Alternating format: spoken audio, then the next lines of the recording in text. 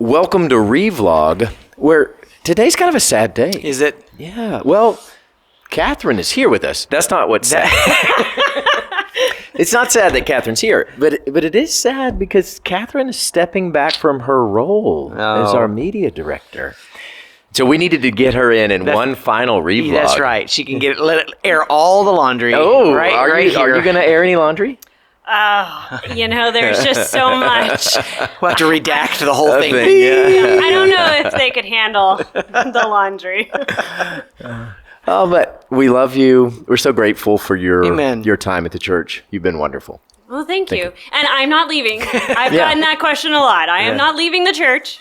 But she's stepping back from her current position. Yes, just to be home, take care of the family. Love your kids. Yeah. Well, I'm glad you get that opportunity. Amen. And I'm glad we get one final Revlog together. And it's such an uplifting one. Well, no, and I hear what you're saying. As I was studying for 2 Peter for a couple of months now, I've kind of thought that all the way along. That 2 Peter's rough, and it's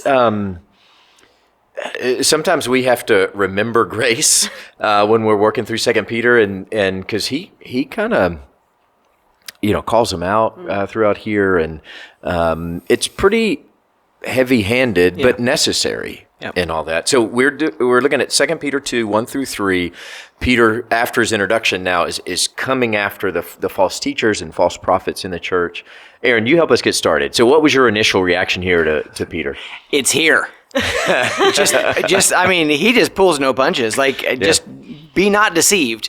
Yeah. There is false teaching, and it's to wheedle it out, to figure out where it is, but don't deceive yourselves at all.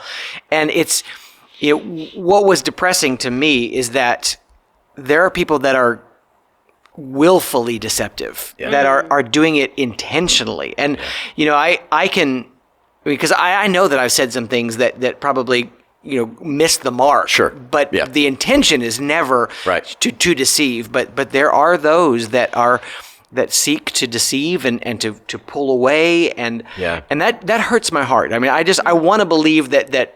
Yeah. And I was looking at it. I mean, he uses the phrase, they're exploiting you. Yes. I mean, there's this intentional exploitation that he's talking about. And I mean, we are not basically good. I think the worldview that says, people are, basically good people. I think that's a kind of a modern sensibility. I mean, we are born to sin, and our nature is that. And, and knowing that, I still have a hard time believing that somebody is being willfully deceptive. And yet, Peter is Scripture is telling us that there are people out there that do not have your interest at heart, do not want you to flourish in the faith. Yeah, and when I think about the church, just in general, even today, I think by and large, most all of our ministers and pastors do have good intentions, and yet, to this point here, there are still a number that exploit the church and really are using it for their own gain, and it's a willful, terrible thing that happens even in the church still today. That's right. As he's talking about here. Catherine, what about for you? As you read through this text, what stood out to you? I mean, I think as I was reading it, just how prevalent it is, how it was then and still is today, and just looking inward.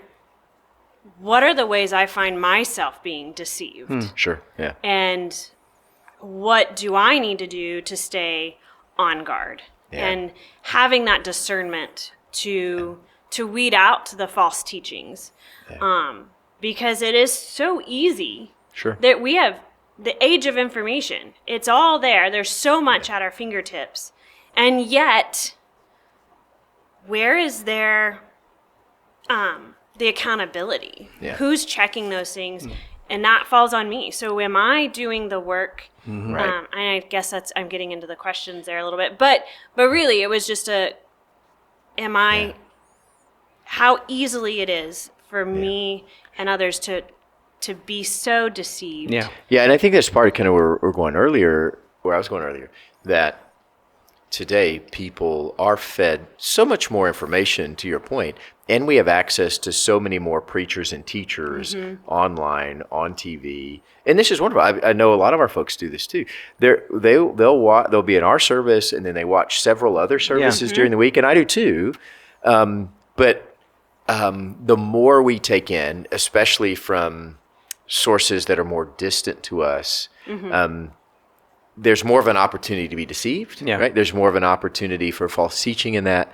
And we have to be careful, I mean, to your point, to take in that which we're taking in and test whether it floats or not, right? Is it gonna float? I like that. Does it hold water? I don't know. Does that work? Is that mixing metaphors?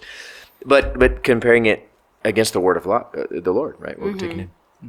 So, Aaron, for you, what question came to mind? I think it goes back to that full armor thing, that we must always be putting on the full armor whenever we go into battle is the wrong word, but wherever we talk about spiritual things, that we don't just assume just because we're at home that everything is good. Yeah. And I don't want to set this up, but when I take kids on mission choir tour, for instance, we often go to other churches and worship and stuff, and so we take that as an opportunity to say, what did you hear today? What did that sound like to you? Is that something that you normally hear? And we typically kind of unpack it and ask questions. But do I do the same thing with you? Yeah, right. I mean, a part of that is I do trust you because I know you, and I work with you and I pray with you, and yet we kind of let our guard down at home often, and I don't want people running up to you questioning everything you say, because but at the same time we need to always be sharpening. And so am I allowing this stuff to come at me and just under the guise of God and not questioning it, or do I have that filter of the word with me? And so are you questioning your pastor? Is that the question? I think it's fair. I'm with you there. No, whatever teaching's coming out of here, are we using this filter to say, is there truth here? And I take that as you sounds want. good. I'm with you. Catherine questioned, and now she's leaving. Right? No, I'm just kidding. No, Catherine. So I know you're kind of getting it a little bit earlier, but where would you narrow down your question here from this text? Yeah, I think to, like you said, narrow that down is,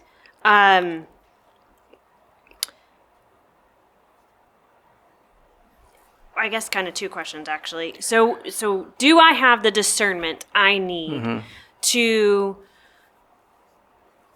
weed out the false teachings, to see the wolves in sheep clothing? Yeah.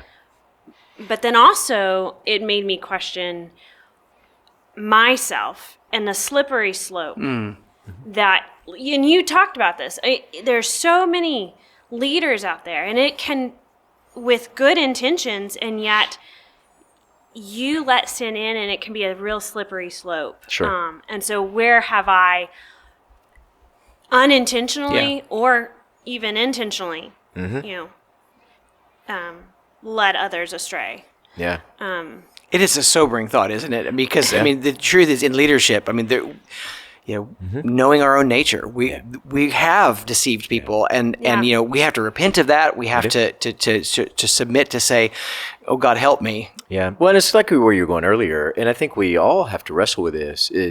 It's never, it hasn't been for us, I don't think, intentional. Right. But we've grown in our theology. We've grown in our faith. There are things that I taught 10 years ago I wouldn't teach today, right? There are things that I've said in sermons before that I wouldn't say anymore. And some of that's just my own growth. And, so you go back and you read old sermons or you watch old sermons, you kind of cringe. Like, oh, did I say that? But part of that's our growth too. And maybe or I'm sure we've said some things we shouldn't have said, and trust the Lord to heal and the Holy Spirit to work through those things we would say differently today, and try to be faithful in that. Yeah, Blake talked about that yesterday in his sermon. Yeah. That he went back and looked at some of the things that he had spoken on years ago and was like, oh. Oh, yeah, what did I say? But truly, it makes me think, especially as a mom with young children, that are looking to me as I'm teaching them and discipling them. Right. What are the things I'm saying to them that maybe they're just been a part of culture, but are they scripturally sound? Right. Yeah. Mm-hmm. Great question. And we'd love to hear your thoughts as well on 2 Peter 2, 1 through 3, if you'd comment below.